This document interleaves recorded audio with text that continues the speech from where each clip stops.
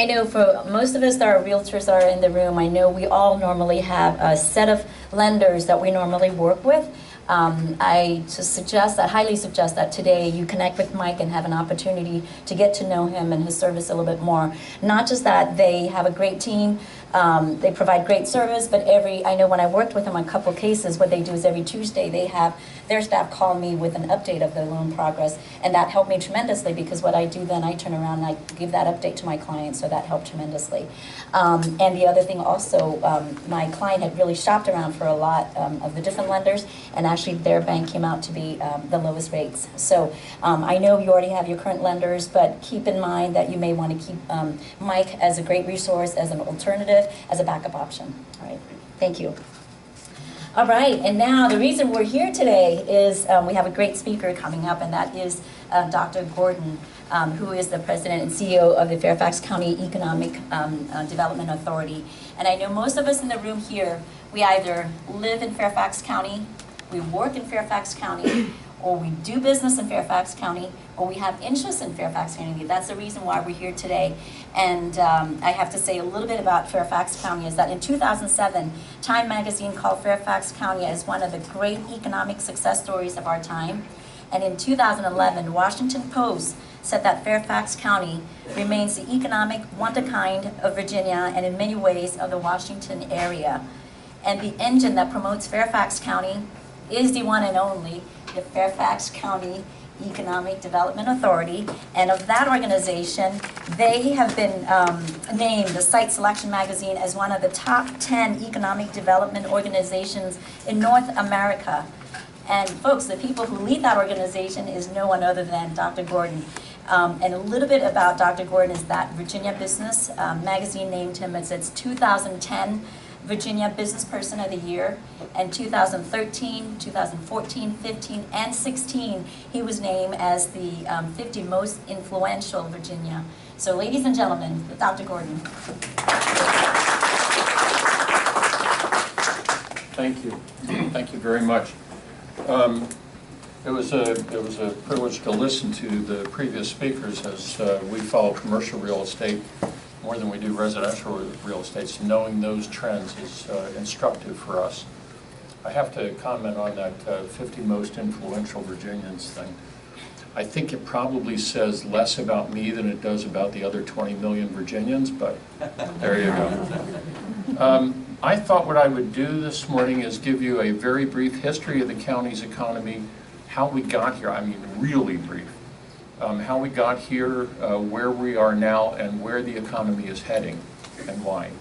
And I'm going to do all that in 15 minutes. 35 years of economic history in 15 minutes. Yesterday was a sad day.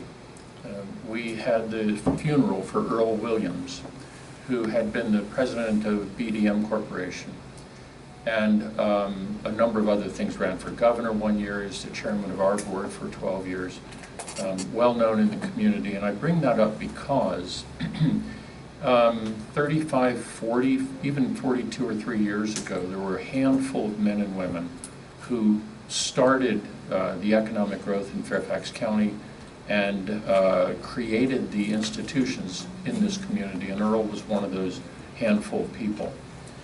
And they are all in or around 90 now, and so I fear that we will lose them soon. But that generation of men and women created Fairfax County. They saw a plan, they saw a need, created a plan, and moved us in that direction. And here's what happened.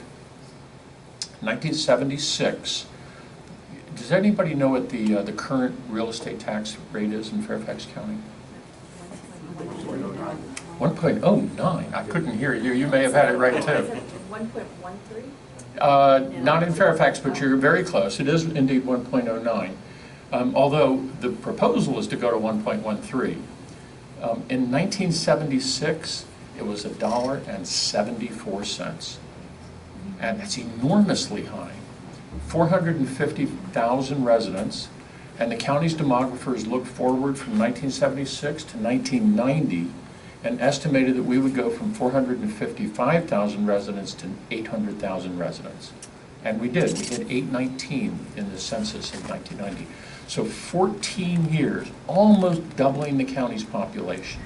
When that happens, in communities around the United States, they start doing this. How much are we going to have for schools? How much do we have to provide for police and fire protection? Human services, libraries, parks, all those things that constitute our quality of life. How are we going to do that? We can't raise the real estate tax rate. It's already $1.74. What will we do?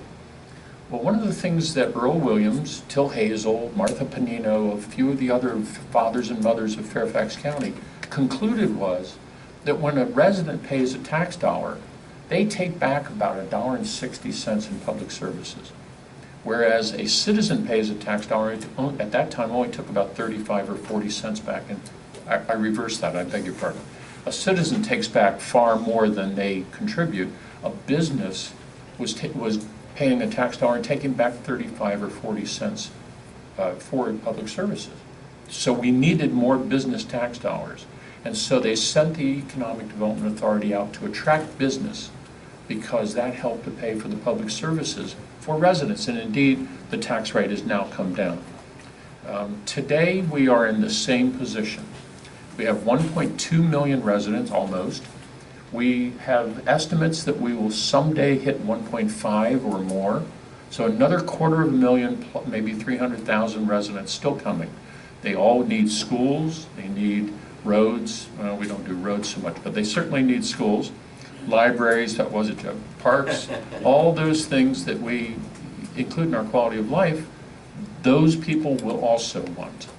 And it's going to make it easier for you to sell homes if we continue to have safe neighborhoods, excellent schools, a great library system. The other thing that is driving the cost of public services, and it's reflected in this room, is the growing diversity in Fairfax County. In 1960 census, you know how many non-white people, what the percentage of non-whites in Fairfax County was? 4%.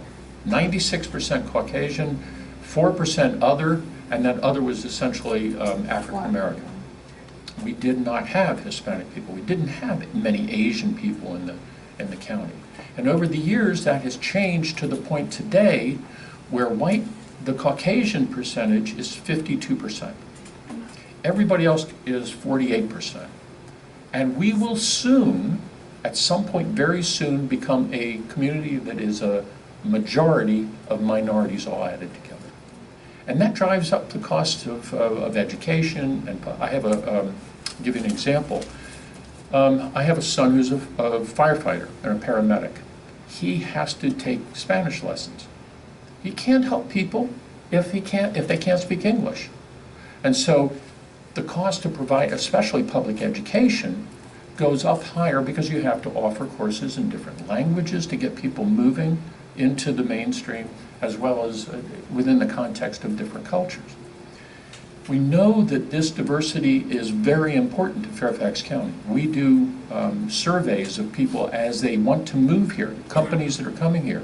Diversity is always in the top 5 of their reasons for coming here. They value that diversity. They want their children to grow up in a world that is diverse because that's the world they will live in. And so this is very important to us, but it does have costs attendant to it. So we continue to have the need to fill office space because when the vacancy rate gets down to 8, 10, 12%, we start to see new construction. Typically, not so much now. Today, and I don't want to steal Kurt's thunder, today we have 20 million square feet of vacant office space. Some of that is, and as Kurt will tell you, some of that is not intended to be filled. It will come down, it'll be repurposed, whatever they do, but still an abundance of vacant space, yet we're still building. And Kurt will go through some of the areas that we're building. That's unusual. Part of it's because in Tyson's Corner you have unlimited density within a quarter-mile radius of the metro stations. And new buildings are going up for 2 reasons. The first one went up and it started to fill a lot quicker than anybody expected because they're leaving the older buildings. So now we're left with marketing these 40, 50-year-old Class C buildings that are not near the metro station have no capacity for new technology. But the new buildings are going up, and the second reason is that money is so cheap today. So the Economic Development Authority is focused 100% on filling this vacant office space so we can drive demand for the new construction. And we do that by pursuing a number of industries. All of our historic strengths are still good niches for us. Anything that intersects with information technology, software is still strong, hardware is still strong, telecoms are still strong. And anybody who wants to do business in Washington, D.C., affecting public policy on Capitol Hill, but does not want to reside in Washington to do so, will live out here in Fairfax. We have 275 associations here that are trying to influence public policy.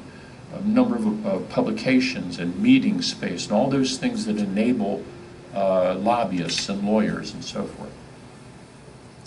In the last several years, in the last decade, we have developed new strengths, and we pursue these kinds of companies as well. Women, minority, and veteran-owned businesses. We have a disproportionately high share of any list that you look at. Asian American businesses, Hispanic businesses, Black Enterprise Magazine lists the top 100 African American businesses. We have 6 of them, that's 6% in one community. There's a list that comes out every year of the top 50 fastest growing women-owned businesses in North America. The first time it came out, we had 4. We had 8% of the continental total. 2 of them have sold, so we're down to 2, but still we have 4% of the entire continent. There's a list that just came out a few months ago of the fastest growing veteran-owned businesses in Washington, D.C., the region. We have 16 out of 25, 64% in Fairfax County.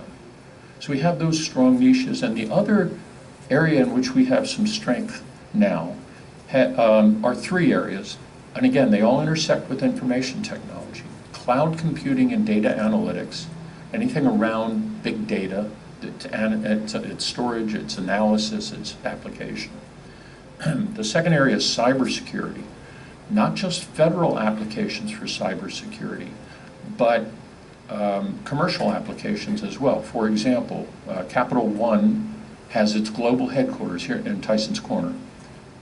Imagine the cybersecurity needs that they have to protect. Anybody has an account with Capital One or a credit card, they need to protect your personal information. Enormous demand.